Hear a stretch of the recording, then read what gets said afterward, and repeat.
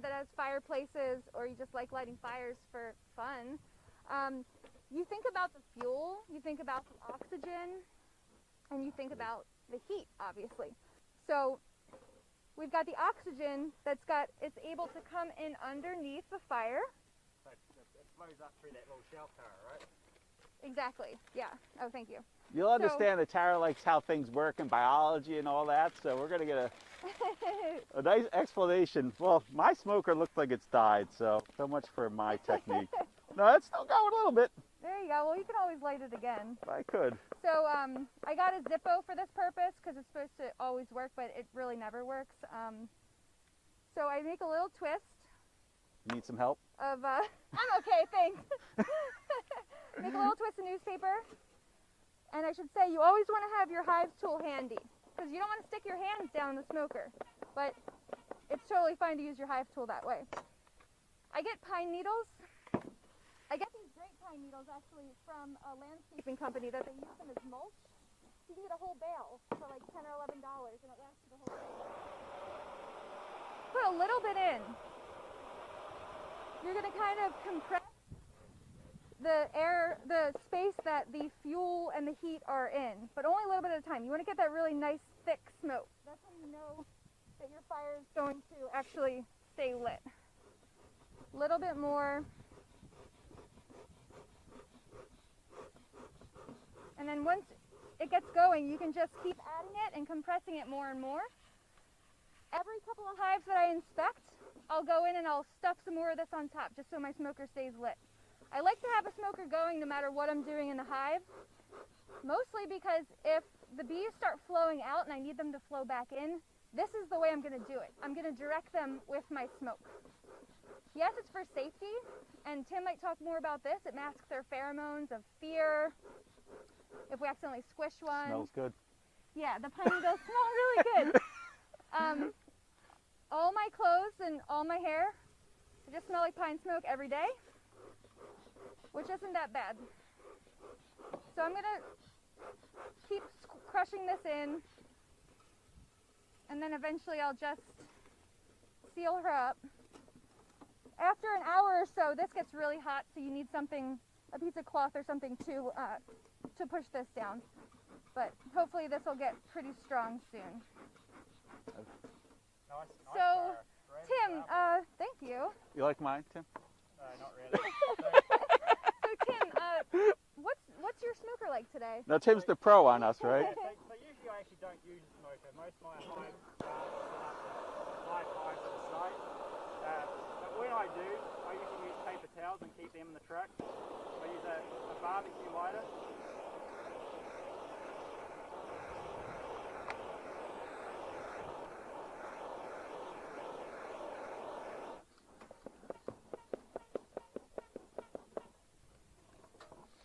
And then I use either McDonald's packaging or I'll use cardboard packaging that we have coming in. So I like to build a small fire, and then I'll usually put on pine needles.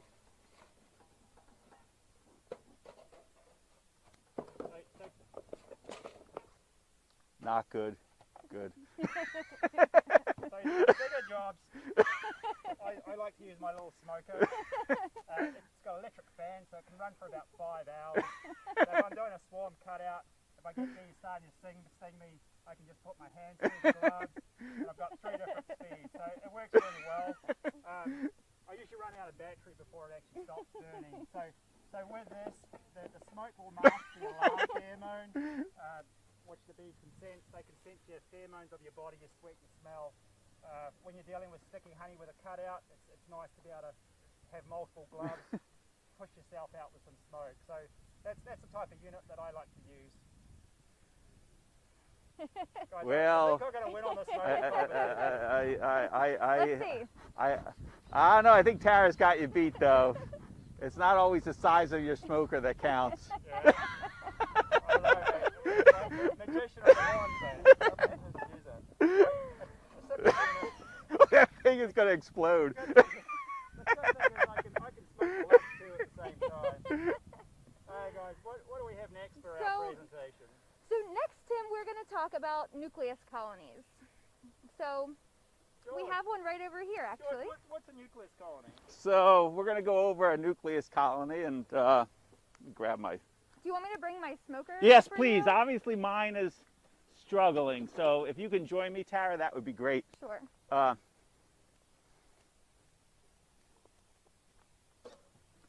So this is exciting. This is we're gonna go into a hive and see what's in a hive and go over parts of it. So this is what we call a nucleus colony, and a nucleus colony is a small colony. So it has everything that these big colonies have, but it's only got usually 5 frames of bees. So it's like the nucleus of a cell. It's got all the That's a good way to put very it. important bits in it, right? She's the biology queen.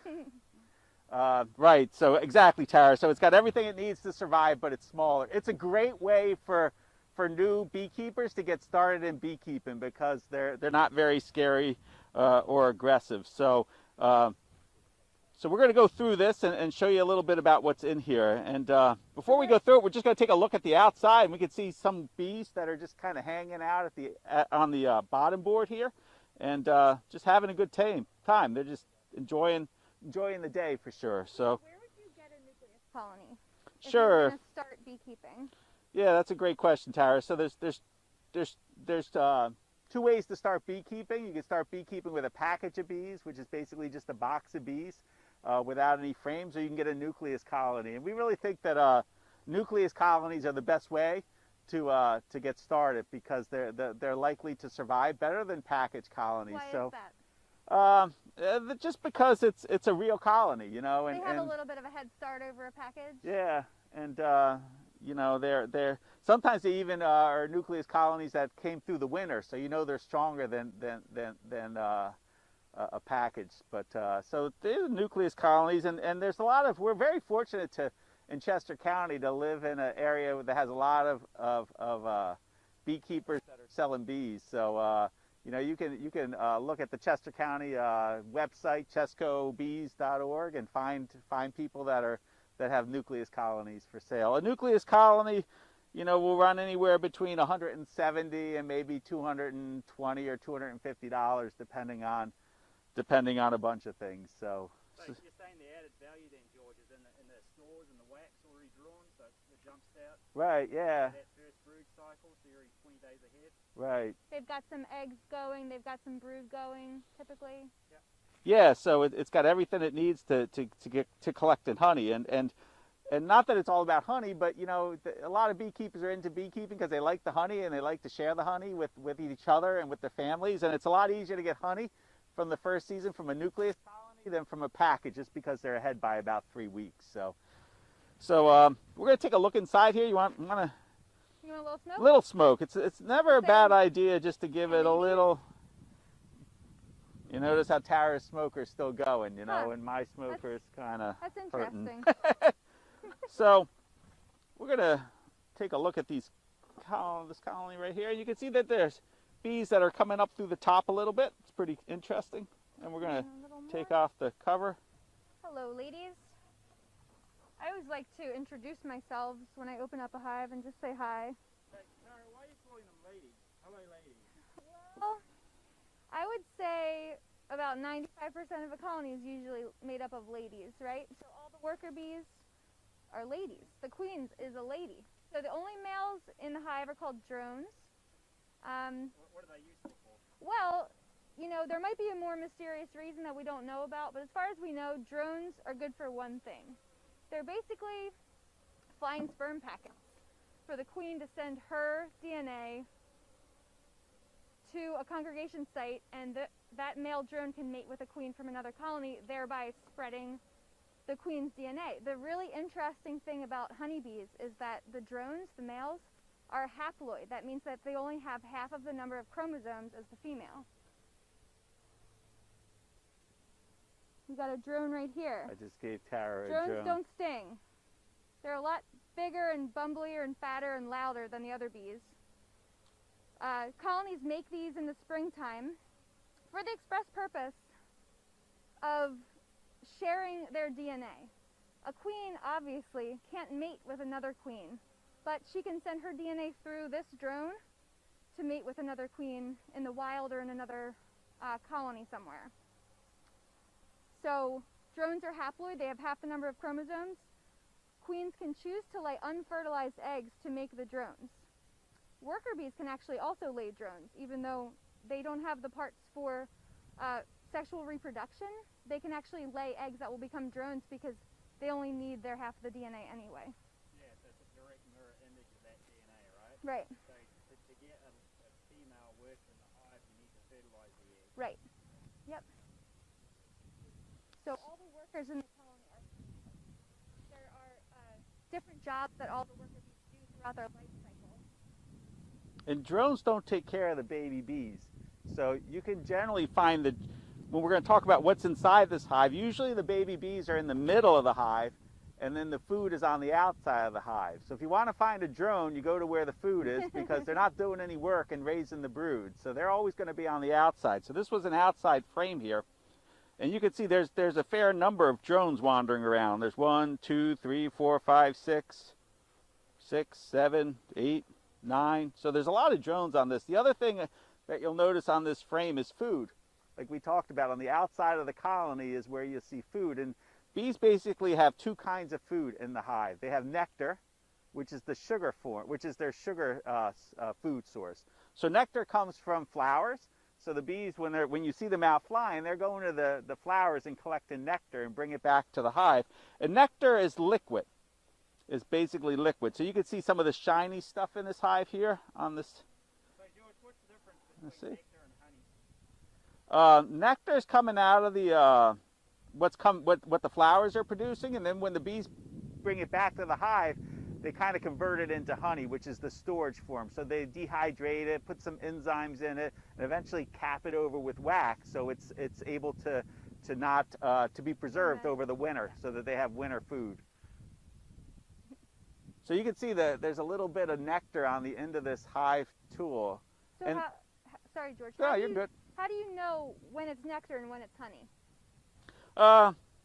This is honey. That's a good point. This is honey right here. So this is wax capping on it. So if I scrape this wax capping off, you can see that there's honey underneath. So they cap it when they have dehydrated it to a certain degree Right. that they deem is going to stick around and Right. not rot. Yeah, so anything under 18% is grade A honey, and that's it won't cement under that category. Most of the honey in our area will be anywhere between 15 and 17% on average.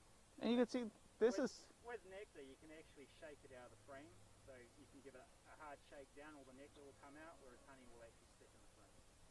and every nectar, you know, every flower produces a different kind of nectar.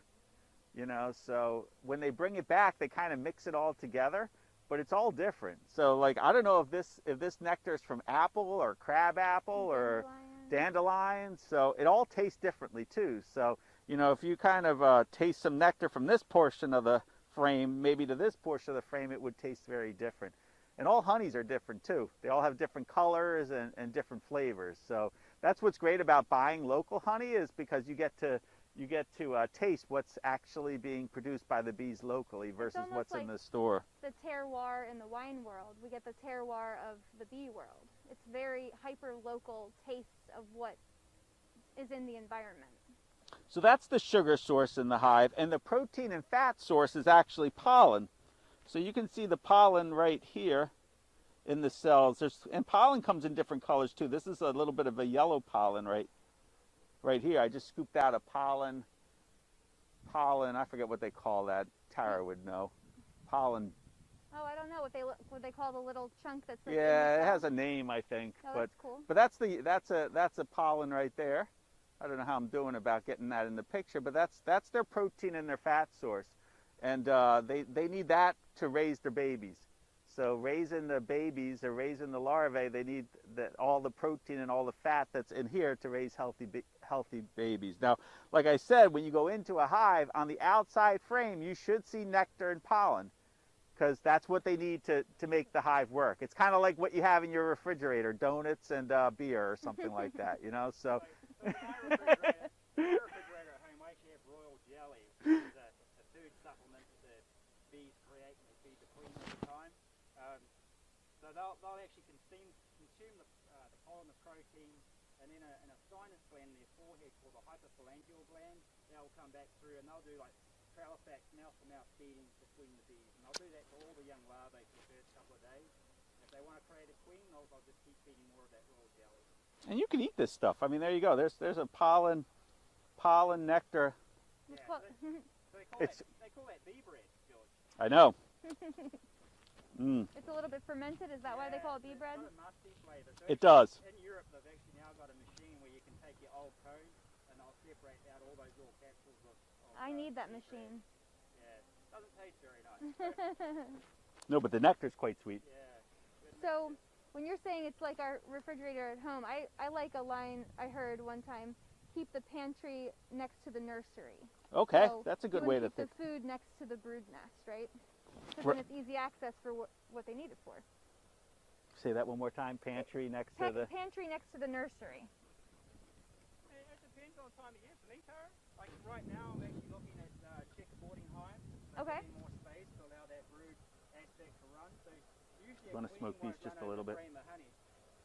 So by giving brood space, your colony can expand a lot faster. So when you say checkerboarding your colony, what does that mean? So, for example, if George pulls out a frame of brood there, I will either put in a blank frame next to it or a frame that is just uncapped, just drawn out with nothing else on it. So with that, it gives space for the queen to instantly lay.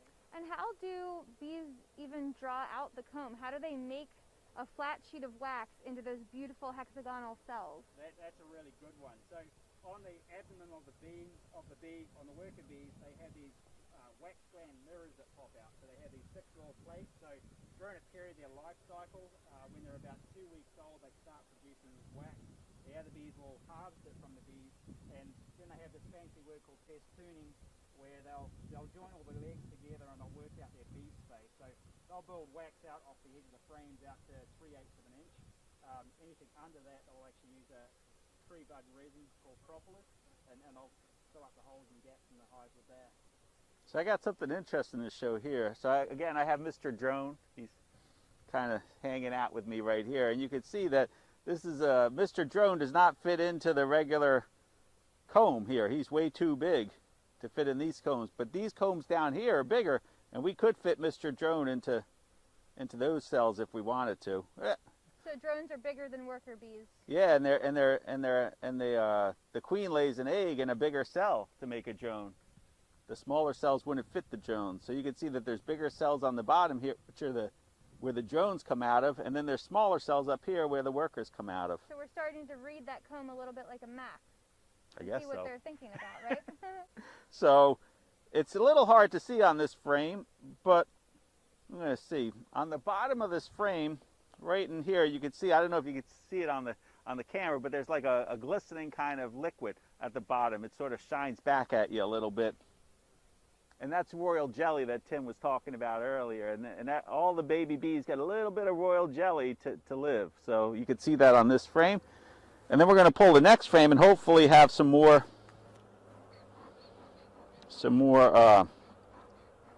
here we go. So you listen to the bees. The bees basically will tell you kind of how upset they are at you, you know. So you're working the hive and you're just listening, and it's a little bit of a hum usually. And then when they start to get aggravated, when they're saying like you're messing with us too much, or you're bumping us around too much, they'll start to hum louder. And that's when I sort of say, Tara, just give them a little smoke to calm them down, you know. It's a full sensory experience, huh? It's like Ativan spray. Not really. They also change their, For the beekeeper. George, they also change their body position too, don't they? I guess so. Tell us more. You see that? So there's a crouching position. So if you look at the entrance of the hive, you'll see that if they're crouching their head down with the tail up, with the abdomen, they've almost got their stingers out. Like that's a defensive warning. If you see their abdomen curve over a little bit more, the tail drops down a bit, they're actually marking the entrance with Noskov pheromone. And then they basically, it's dark inside the hive, so everything's done by frequency and vibration. So you can, as I was saying earlier, you can hear that pitch difference in whine with the hive. That's a really good point, that everything's done with frequency and vibration because they can't see in there. They can't And see through it. pheromones, too. Yeah, through pheromones. I was wondering if you might want to demonstrate the different positions. Yeah, let's see when they're spreading Nasanoff gland. We'll get a bee costume for you later on. I love it. But on the next one, we'll be able to show a queen laying, and we'll be able to show different dynamics of the queen inside the hive as well. So back to our frame, we have what we call cap brood. Oh, that's beautiful. So these are babies that are pupae underneath here. So they're in the process of transforming into adult worker bee, and that's all this brown capping here. So that's a lot of brood. At what age do they cap those cells, George? They cap those cells at day 9. So they exist as an egg for 3 days, and then they're a larvae, which is basically a white worm, for 6 more days, and then at day 9 they sort of they put a cap on them and they go to pupate, and then at 21 days, 12 days later, they hatch out as a bee. So the worker bees are 21 days total. The drones are 24 days total. That's going to get And bad queens are reviews 16? right there as a bee killer. You're a bee killer? A bee killer. I was trying to pull a larvae out, but it's not really. What about any pigment differences with the bees, George? Any grey bees on the hive? Gray bees? Grey bees, the colour grey. No, I don't see any gray bees. So sometimes when the bees hatch, they don't have their full pigmentation. So they will take about a day to get their colour in. So they'll be grey when they first hatch. So that's a pupae right there. That's probably about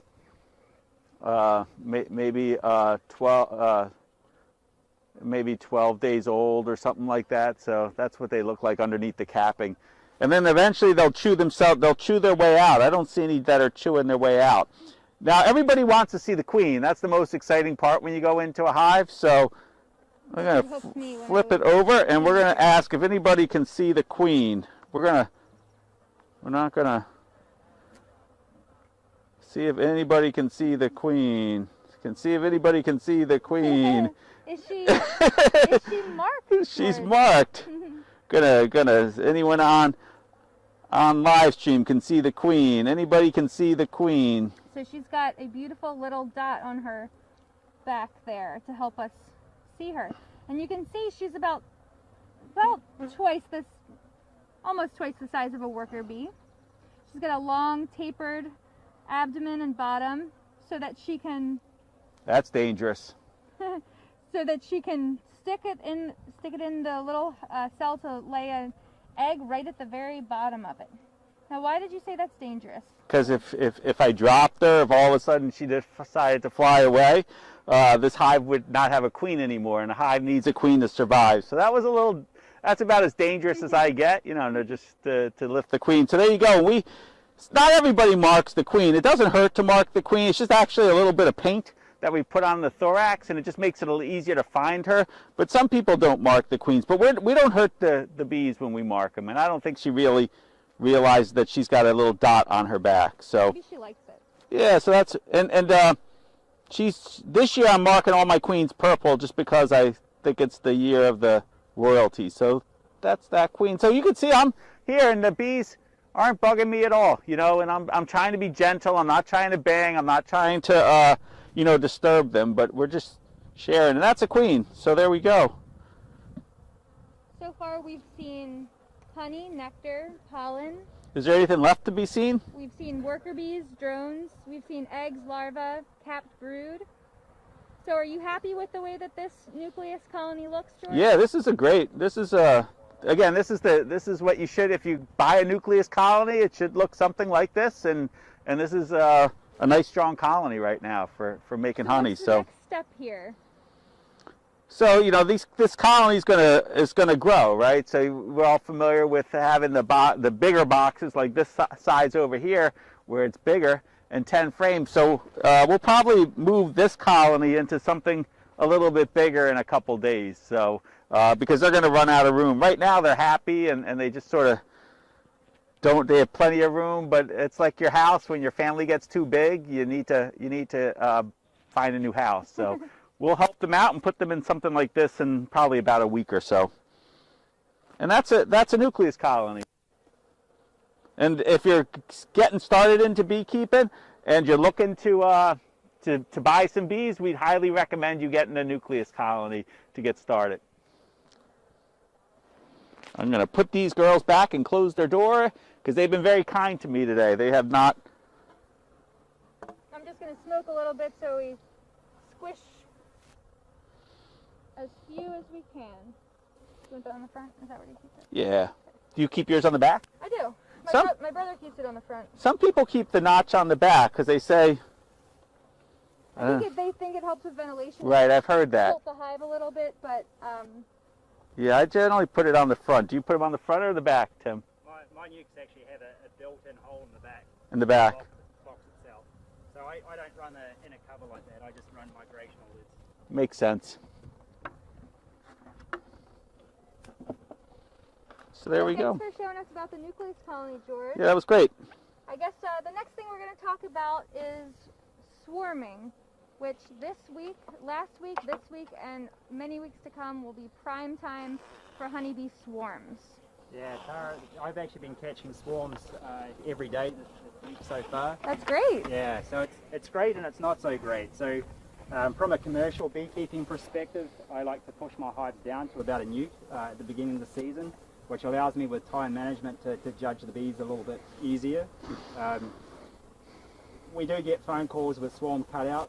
The swarms that go out into the environment is a very small percentage that actually survive. So thinking that you're allowing bees to swarm is helping the environment is not necessarily a good practice, one for neighborhoods or actually beekeeping itself. So with swarming, they'll form a small cluster on a tree, usually between 10-15 feet and down. With that, they're in a tight cluster. They're in a real docile state. You can actually go up to them, shorts and t-shirts. There's nothing to be afraid of. I usually try and like to catch them just on sunset, on dusk. That way, most of the bees return. They're not out doing scouting flights to work out for a new home. So with that, you can set up a deep box underneath it because that's the preferred cavity size. Which is about 40 liters? About 40. You're using metric on me. 40 litres. Yeah, it is. It's about 40 litres. Thomas Seeley's book. Yeah, so Professor Seeley up at Cornell, he did a program where he took a deep box, a Lanthron box, and cut it up to all different sizes. And then one of the experiments, it actually ended up going into a neighbour's chimney instead. But so George here's got a swarm trap box unit. You can hang these up in trees. So that void is whatever the volume works out to be. That's 40 litres. 40 litres, yeah. There you go. So with that you can put some used frames in and they'll actually act as a bait. You can use different chemicals, so lemongrass oil for example, that'll help attract queens in there too. I've read that scout bees are naturally attracted to little dark holes because that's what cavities in trees would typically look like. The knot hole in the tree would maybe show them where a perfectly sized cavity would be. So if you have a nuke box, it's a light color with a dark hole, they're also going to naturally come and check that out. Sure. And you're saying that the old frames, it smells like bees, right? It smells like bees. So bees in their own hive don't actually reuse the wax, but they can reuse it in an old cavity that's there. So if you've got a building that has had a swarm go inside it, cleaning out the wax and getting that all out of there is a good way of preventing bees from coming back. So George would hang that up in a tree about 10 feet up in the air if he's game enough to go up a ladder. And with that one frame, they'll find that and they'll actually build new frames in there as well. Do you orient the nuke box a certain direction? You can. So for optimum placement, south-facing, sun directly on it, that's usually how I orientate my hives anyway. But that's the preferred method. That'd be awesome if a swarm moved in right now. Can you imagine that? Yeah, so we were talking about the tight cluster of a swarm. When they're actually flying, it's like a cloud of bees. So if we're going to use metric, that might be like 5-6 meters across. And you're talking like 30,000 bees flying all in one direction. That sounds scary. Is it scary? Not really. They're on a mission. Like when you hear beeline, like they know where they're going. So on that side of that cluster, they're having like a dance-off competition with the waggle dance to work out where they want to go. Once that's been determined by the scout bees, the colony will just take off and go. So they're going straight for it. They've both their stomach and their honey crop, so their two stomachs are both full. they're trying to re-establish a new colony as quickly as possible. And they typically would have one queen in tow? One queen. So usually it would be the original queen, depending on your hive management practices. If you're clipping your wings, for example, then they'll fly off with a virgin queen. Got it. So this is a great way to get free bees. So if you're like thinking like I want to get into beekeeping, but I'm not sure I have $150 or $170 to drop on a nucleus colony, you can make a box and get a little lemongrass oil. That's usually what we bait it with, a little bit of oil, and hang it in a tree. And you know, hang it near somebody who has a lot of beehives, because that's where the swarms are going to be. So if you see somebody who has a lot of beehives, you can ask if you can hang up a swarm trap and get yourself some free bees. So Yeah, they do work. So up on Boot Road, for example, I was there yesterday. Every year I can bank on a swarm of bees from that location. There's a beekeeper in the area that allows their bees to swarm. And I'm like, thank you very much. I get a phone call from my son's classmate at school. Tim, there's a swarm of bees. Come grab them. So what should somebody do if they're not a beekeeper, Tim, and they look out their door and out on a pine tree about 8 foot up is a ball of bees? What should they do? So on the Chester County Beekeeping Association website, there's actually a swarm page set up. So with that, there's a region breakdown of where beekeepers you can contact will go to, and there's also a cutout list there as well. So A cutout meaning removal from a home. Yeah, the bees have actually gone inside a building. So hanging a swarm trap, if you have a house with lots of old holes in the soffits, might be a good way to save yourself a few $1,000, because the bees will move into the swarm trap instead of into your soffit. Yeah, so we're talking about cutouts. So like if you think of the world of insurance, like my minimum fee for cutouts is $600, and that's like the lowest I can go, because that's the cost breakdown of the minimum for the insurance. So I have to do that just to reclaim my insurance costs. Last week I actually did a cutout in Phoenixville. We did that for $100, which just covered the drop cloths, the cardboard, all that type of material. So we've got that on tape, so hopefully in one of the earlier episodes we'll get that up there too to show you how that's done. So what you got there, Tara? Well, this in here, this is a queen cage. There's lots of different styles of queen cages. But basically you keep them around in case you need to keep your queen safe and know where she is for a certain amount of time. Actually, in here we have a virgin queen. Yeah. I'm not sure how much she wants to come out right now. Maybe I can just pull off the bottom. You want to always do things gently with queens because they're so precious. And virgins are temperamental too. They're quite Oh, flighty. here they are. Here she is. So virgin queens So she hatched yesterday, I think. Yeah. are a lot smaller than mated queens.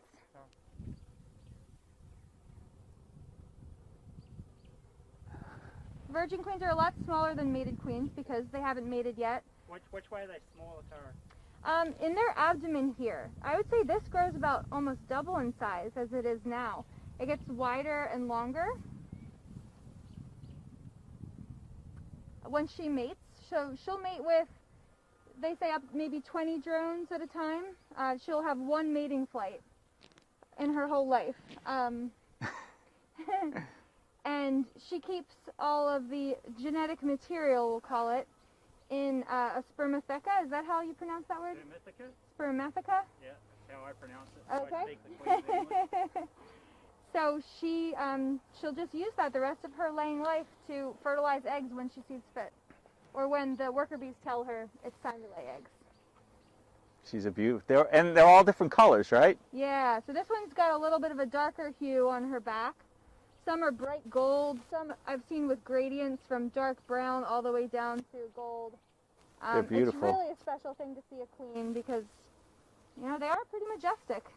Absolutely. Yeah. So when you're talking different colours, is there genetic diversity in that? Like, is there certain traits that go with colours? So apparently the different genetic variants of honeybees have different physical appearances, but some people also say it's impossible to say if you're in an environment where your bees are mating openly, because you don't know what the genetics are. You probably know a lot more about the different varieties than I do. She's a beauty. Can't get her. Okay. She's going to take off and fly soon, though. Let her get back in her. I got her. You got her? Maybe. They like to crawl up, so